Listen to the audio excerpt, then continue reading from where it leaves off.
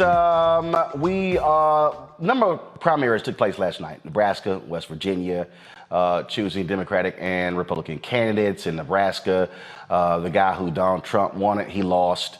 You also had West Virginia, where you had a person running for Congress there who believed the January 6th and the whole big lie. Well, he won as well. So that's what we expect. Okay, the Republican Party is all about Donald Trump. But what's interesting is when you see all of these different stories that are being done, it's, oh my goodness, what are Democrats going to do about the working class voter? Why are these working class voters, why are they not supporting Democrats? But the working class is. Oh, I'm sorry. But when you say white, well, then that changes the whole conversation. This has been going on for a number of years, and part of it is because the media doesn't even want to actually identify white voters. It's as if they just don't have, it's not possible. Author Tim Wise was tweeting about this, and I saw it. He often has talked about this. Of course, he has his book, Dispatches from the Race War, among other books that he has authored. Glad to have him back on the show. So, Tim, this is the thing. It is as if media just cannot say white people. They just can't say it. I mean, excellent as saying black voters and Latino voters and Asian voters. They cannot just say, when they're talking about, when you hear candidates say the working class, they ain't talking about black and brown people. Right. And it's not just the media. I mean, politicians, including Democratic Party politicians and consultants, have a long history of doing this too, and not just sort of mainstream corporatist Democrats, but Bernie Sanders often conflated the working class with white folks. When he would speak of the working class, and when a lot of folks do, they have this 1930s New Deal labor union imagery of guys on the factory floor or, up 100 stories on the girders, building the buildings in New York. The majority of the working class today in 2022 are black and brown, disproportionately women. They are not factory workers. It doesn't look like 50 and 60 years ago. So it's very important for us to specify what we mean. The reason, it's not just an academic point, right? If you define the working class as being the same as white, then it leads to different types of strategies than if you have an understanding that the working class is multicultural and some of it's already with you. The black and brown portion of it, definitely overwhelmingly with the Democratic Party, the white portion not, which tells you what? It tells you that the problem isn't a class issue per se, right? That it isn't about, well, you just need to talk about economics more, because clearly black and brown folks are either getting the economic message of Democrats already, that they are, the party that at least is trying to do something for working people, or those black and brown folks realize, well, maybe they're not that great on those issues, but they're better on these things. But either way, what it tells you is a simple, what do they call it, kitchen table issue approach isn't going to get those white voters, because if that's all it took, they'd be there right now with black and brown folks. Just like in 2016 when folks said it's economic anxiety driving people to Donald Trump.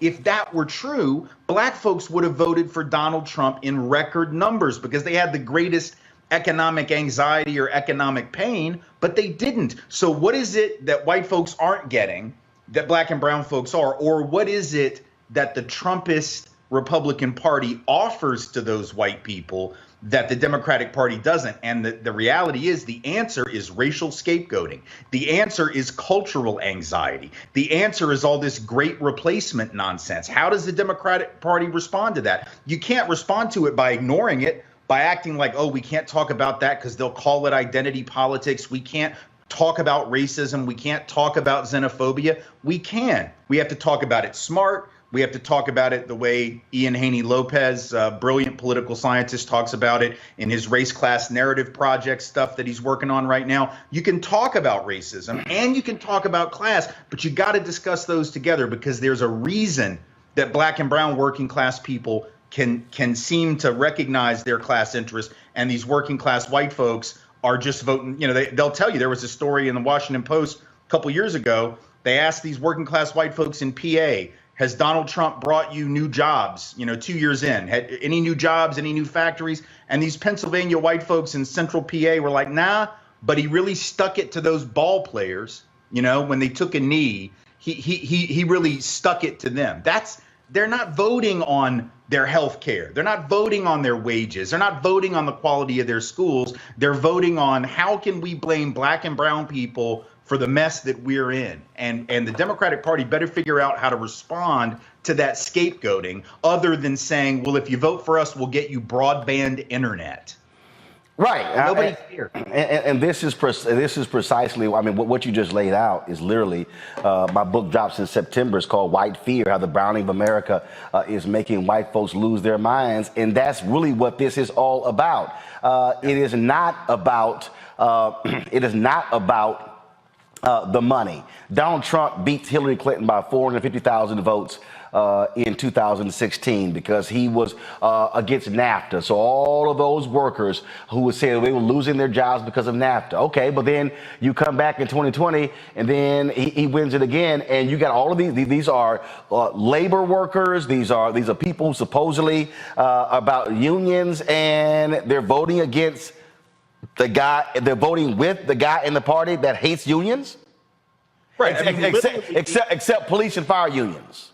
Right. The only piece of legislative success that Donald Trump had as president, the only thing he really accomplished that wasn't some random executive order, which was usually about a culture war subject, or the courts, packing the courts, was what? A tax cut for incredibly wealthy individuals and corporations. It wasn't a tax cut for working class people whose taxes have either remained flat or in some cases gone up over the last several years, but they still voted for him. So it's very obvious that it isn't that. That's not to say Democrats shouldn't talk about economic issues. They absolutely should, but they should be talking about it in a way that says, you know, there's a reason that we don't have good, universal, affordable health care for everyone. You know what the reason is? Because they keep telling you that if you get that, those brown people are going to cheat the system. Those brown people are going to take advantage. That's what they're being told. We need to actually be pointing out the scapegoating and saying the reason we can't have nice things is because these folks over here are lying to you about who's to blame for the fact that you ain't got nice things already.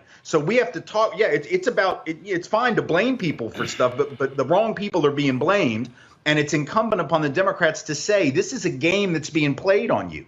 This is what Lopez and others are talking about in their work, is to say, listen, it's not that we're calling you racist. You're not a bunch of awful, horrible people. We know there are certainly some among, the insurrectionist class of the Republican voters who are. But it's not about you being bad people. It's about you being people who are being sold a bill of goods. It's like if Penn and Teller, were the president, these master illusionists, right? And Penn or Teller or both as a combo up there with one hand trying to distract you over here while they're doing something else over here like any good magician does. That's what the Republican Party and the right has been doing. And 30 years ago, when I started doing this work in Louisiana against David Duke, we said at the time, Duke lost those elections, lifelong white supremacist, former Klan leader, but he got 6 out of 10 white people to vote for him in the Senate race in 1990. And we said at the time, y'all think this is just Louisiana, y'all think this is a Southern thing, and but my boss at the time, a guy by the name of Lance Hill, said, David Duke politics is like cocaine. It is, first off, it's white, but it's also easily concealable and transportable across state lines. And 30 years later, the politics of racial scapegoating that David Duke was working on at that time didn't quite work yet, but it worked with 6 out of 10 white folks. And now it is what MAGA Trumpist Republicanism is. It's about saying you're in pain, you're struggling, you're afraid, and these are the sources of your anxiety, of your problems, of your fears. We can just control those people, your life will be better. The Democrats have got to take that on frontally. They can't just dance around it. And take it on front, directly, I think is important. He's a perfect example. I remember when in the last election, Senator Bernie Sanders kept talking about the working class, and he kept talking about identity politics. And I sent one of his people a text message saying, I said, if Bernie Sanders talks about this one more time, I'm going to bust his ass publicly. And so one of his guys was like, he sets a meeting up with me and Senator Sanders. So I meet him in his office. I tell him point blank, I said, man, don't you understand that when you're talking about identity politics, you're frankly speaking the language of the right? And I said, and I'm telling you, I said, that's what they were saying about John Lewis and the SNCC workers and black people. When you're fighting for civil rights, identity politics. I said, so you better be damn careful. I told him point blank. And I said, Senator Sanders, you need to be going talking to white people about identity politics.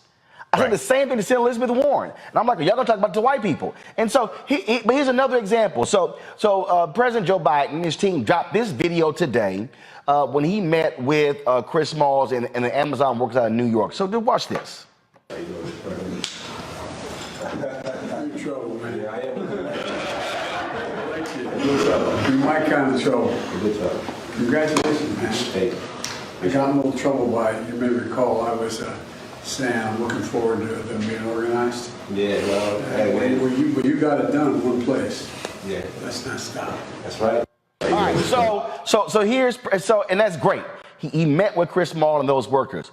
But Reverend Barber and Reverend Liz Theo Harris of the Poor People's Campaign, they have been trying for more than a year to sit down, have a meeting with President Biden and Vice President Harris, to not just with those two, but with actual poor and low-wage workers, people that I had on the show last week. And the White House and his team have refused to actually schedule a meeting. Now, they're coming here June 18th, and I'm sitting here going, a third of all voters in America are poor and low-wage workers.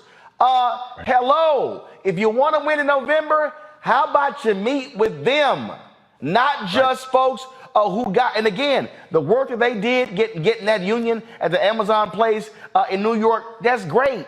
But what the hell is taking so long? The GOP ain't gonna meet with them. Right. Well, my guess is that there's a willingness, and again, all credit due to that union work that they've been doing there. It's fantastic. We've seen the same kind of thing happening at Starbucks. We're seeing it at Amazon. We're seeing a lot of really amazing labor work.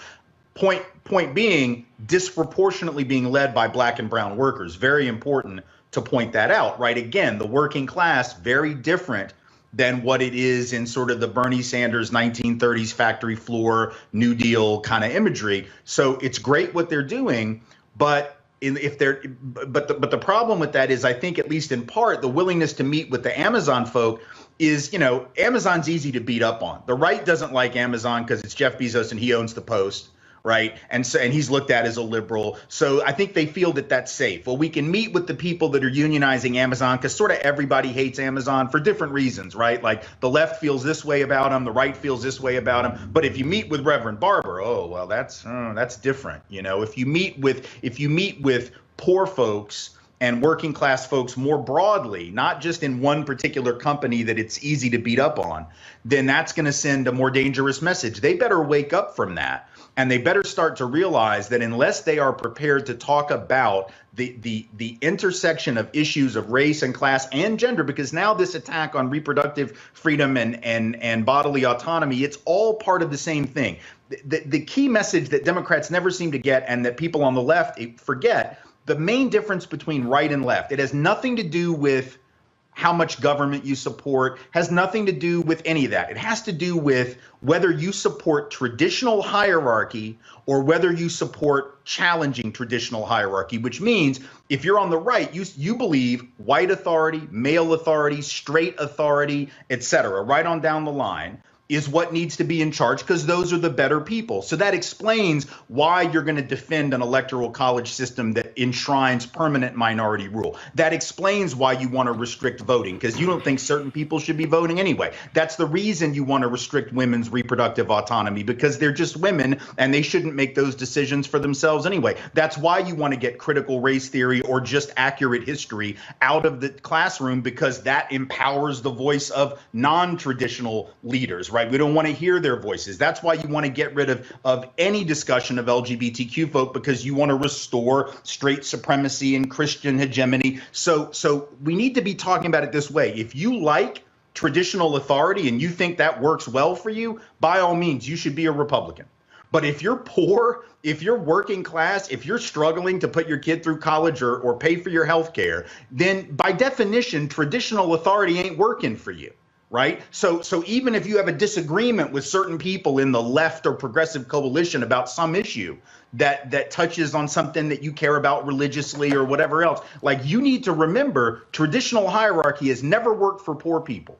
Traditional hierarchy has never worked for working class people. Traditional hierarchy works for itself. And the Republican Party is supporting all of those traditional hierarchies. And the Democrats need to be speaking about that as a problem, right? That traditional authority and traditional hierarchy hadn't been serving us very well.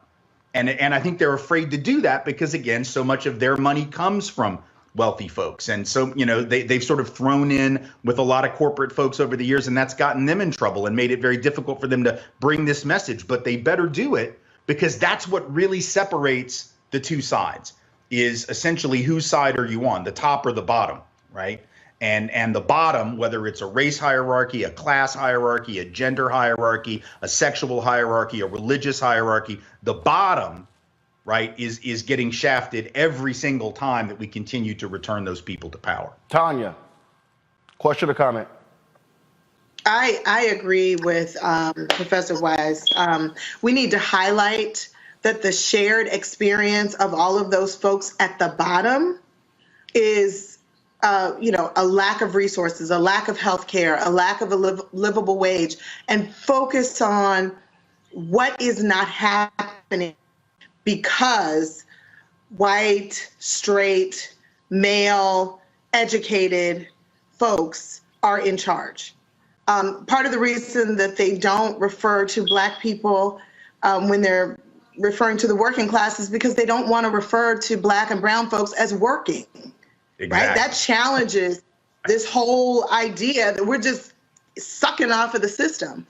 And, right. I agree that the Democrats need to have a better strategy. We can't just say we're not them. We need to point out some realities. The realities exist. We just need to point out who's responsible for them. Right. Monique?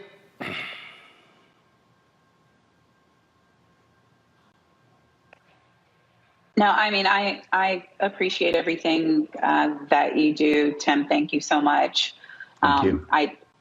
I really do believe that there's a way, though, for us to accentuate the things that the administration is doing while doing the course correction on others. So, for instance, I know that high-speed internet connection is a big deal.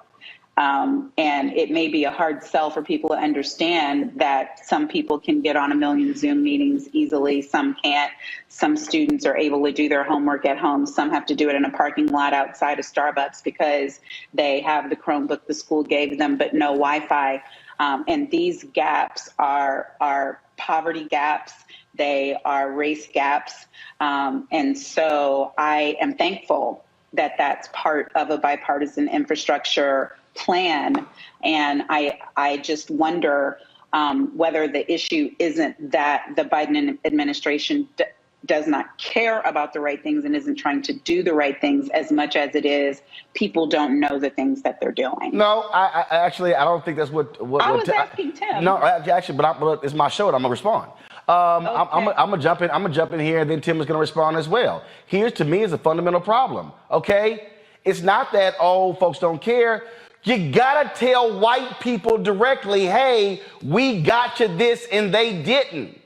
That's part of the deal. So what Tim is laying out here is that you have Republicans who are gonna claim they did all these great things. They don't care about you. We're the party of the working class. We believe in populism. And then what Biden does, he makes an announcement, but what he's not doing is going directly to those white voters in the rural places. In the last election, Tim, Tom Tillis was sitting here polling around 18% among African Americans. How? This man was the architect of voter suppression, voter ID in North Carolina. You know why? Because Dems were not actually talking to rural Black people. Part of the thing is when I see Democrats having these conversations about broadband in rural America, they're talking to suburban America. You gotta go where the broke white people are. Well, that's part of it. But let me also say this. Look, I know consultants don't like to hear this, and a lot of people in the party don't like to hear this. And the Jim Carvilles of the world, who were locked in a paradigm that's 30 years old and was barely true then, don't like to hear it. But the idea that in the 21st century, voters are making decisions on bread and butter pocketbook issues, principally when they are white. Now, black and brown folk, I think, are, and I think the truly broke, hardcore, hard scrabble, quote unquote, working class do. But, you know, let's be clear. The white folks that are the biggest problem are sort of that upper working, lower middle, sort of anxious middle. These are not the January 6th insurrectionists were not a bunch of rural working class people. They were white folks with incomes at or above the median, often 10, 20,000 above the median in this country. They were disproportionate. The one thing that linked them was coming from communities where there had been an uptick in the number of brown people or black people. That was the number one determiner of whether a geographic locale sent insurrectionists to the Capitol. It wasn't their economic position. It wasn't if they had internet or not. It wasn't if they had good health care. It wasn't if their wages had gone down. It wasn't gas prices. It wasn't any of that. It was, are there more brown people here than there were in 2012? And if the answer was yes by a significant number, that is what predicted insurrection. So we can talk about all these things as good policy. ACA was good, inadequate, but good policy. Broadband internet, good policy. But as a political sales tool, I know of zero evidence that says anyone is going to go to the polls and vote for a Democrat who wasn't already likely to do that because of broadband internet. I don't know of any evidence. If there is research that says this moves the needle, then it needs to be presented, because I've looked for it. I can't find it. Partisanship is overwhelmingly negative right now, which means we have got to talk about really big issues, and we've got to enter into that culture war. You can't skip around the culture war. You have to point out that the culture war is a distraction. You have to call it what it is. It is a scapegoating tactic used by magicians to keep you from realizing what they're actually doing. And the good thing about that approach is, it's, you know, a lot of people like the Bernie Sanderses of the world want to beat up on the millionaires and the billionaires. Nobody cares about the millionaires and the billionaires except for the fact that they're not one yet. Right. So I mean, I happen to think that those are fine targets, but your average white dude out there does not care. What he will beat up on is a politician or a media person, because they don't trust them. So the argument should be these politicians and these media folk are leading you astray, making you fear brown people, making you angry at black ball players, making you angry at whatever. Right. Thinking that they're the reason that your life sucks. And the reality is they're the reason that your life sucks. Those politicians and those media folks that don't want to tell you the truth.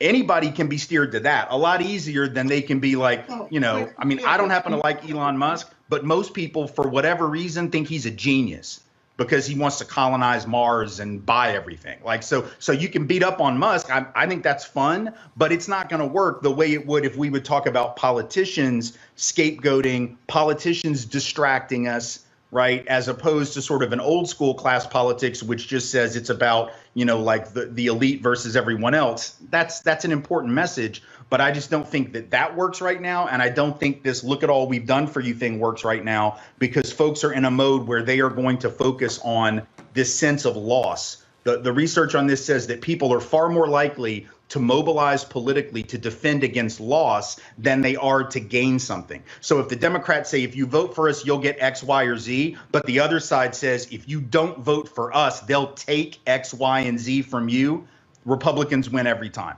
The idea that you can get them to mobilize because they'll get this job or this wage or Green New Deal or whatever doesn't work. No evidence says it works. People mobilize to defend against the thing they already have. And that's what they're being told is being taken by immigrants, taken by affirmative action, taken by people, you know, using up taxpayer dollars, taken by the LGBTQ folks who are trying to recruit their kids. That is the threat mechanism and the threat mobilization that the Democrats have not figured out how to respond to. And so it's about the Democrats saying, no, you're right. You're in real danger. Right? People are, in fact, trying to hurt you, but it's not them. Right? The people that are trying to hurt you are these other folks over here, and they're doing it while distracting you with all these shiny baubles that, you know, get your attention. Scott? Yeah, you know, this was a lot to unpack, Professor. I don't disagree with anything you've said. I would offer a friendly amendment that really has no resolution, and that is this. How do you get, if the Democrats do everything that you say they should be doing, messaging or otherwise, there's a big gap there in whether you can convince white folks who are Trumpsters to believe the Democrats and to believe that it's worth trusting them when they are the party of black and brown and gay folks. I think it comes down to race, period. And I know you say it a lot of different ways, but fundamentally it may be cultural, but it's rooted in race and white people not wanting to be affiliated. And I think you said this in regard to the Democratic Party and what they represent. I use, for an example, the ACA, right? Obamacare, if you will. It helped insure 50 million people, majority of them poor and white, I would argue. And yet they would say they would never vote for Obama, but it gave them health care. And so Democrats went to them and said, this is the health care that you're receiving right now from Obama. And those 10 poor states that are in the South that get more federal aid than ever, they're still voting for Republicans who are against entitlements. They voted against Barack Obama, even though he gave them health care, and the messaging was clear to them that this came from Obamacare. No, they rejected Obamacare and said, but I want American Health Care Act. No, they didn't. I think race plays a powerful piece in this, and convincing white people to come back to the Democratic Party or to do away with or walk away from the Republican Party, it's less academic than that. How do you get through to them to convince them to say yes, as opposed to fixing the messaging that probably won't work because Republicans are so much better at it. But Scott, here's one thing. But here's one thing though they didn't do. What you just described, they actually didn't do. They literally did not. They literally did not go to the brokest, whitest parts of the country and say, "Hey, Affordable Care Act. Oh, you don't like Obamacare? It's the same thing. Oh, by the way, I passed it for you. Do you know why, Mississippi?" I think they did. No, they didn't, Scott. You don't think they did? Scott, they didn't. Scott, I was sitting in the White House. I told Obama directly, why do you keep going to Virginia and Ohio and the suburbs talking about the Affordable Care Act? Go to the reddest, whitest, brokest, sickest parts of Alabama, Mississippi, Louisiana, Arkansas, and take them on. Well, you know, they were like coming up with whatever the hell. And so what they did was, you gotta go to somebody and say, guess what? Your senator voted against your issues when it comes to heart disease, your issues when it comes to opioids, your issues. They don't do that. What they do is they simply go through this deal of like, hey, we're the better ones, not them. If you're gonna be in a fight, be in the fight. Swing. Let me tell you what. Tim, go ahead. Let me tell you what they should have done from the start. One of the reasons that they probably didn't try that in certain states, particularly in some of those southern states, is that, as we know, and I live in Tennessee, so this happened here, the legislature in a lot of our states undercut ACA because the Supreme Court said they could when the Supreme Court did not require the expansion of Medicaid. Right. It allowed states like mine to not expand it because they were trying to kick the legs out from under ACA anyway, right? And they did. They limited how much it could benefit people in a lot of states. And so a lot of the people in those red states didn't reap the benefits the way they did in Connecticut and California and other places. So what they should have done, I think first thing Biden should have done, and or anybody should do now, is say, listen, those of y'all that are in those states where your Republican legislatures undermined your health care, we're going to make sure that we're going to expand coverage for you right now. We're going to push through huge subsidies specifically directed at you, at your states, because your Republican lawmakers undermined your ability to benefit from this thing. It's not we tried. You know, this is what here's what we passed, here's what we supported, and it was y'all's state. And the reason that's important is not only might that get some people to recognize who benefits them and who doesn't, but it also raises the question at the state level where Democrats are playing from so far behind. You got all these legislatures that are super majority Republicans because people think that their interests are being served. They need to be reminded the reason that their health care sucks, if it sucks here in Tennessee, is because of what the GOP did. Boom. Not what Obama did. They tried. But the GOP made it impossible for that bill to benefit you the way it was intended. That should have been the message. And I haven't heard that message from anyone in this. Tim, the evidence of what you just said is what happened in North Carolina. All of these white people were initially against Moral Mondays and against what the NAACP and Barber was doing. And all of a sudden, those white folks said, damn it, our rural hospitals are closing. And Reverend William Barber told me there was a parade in North Carolina and a white guy draped in the Confederate flag walked up to him with tears in his eyes and say, "You and I don't agree on much." He said, "But thank you for fighting for our hospitals."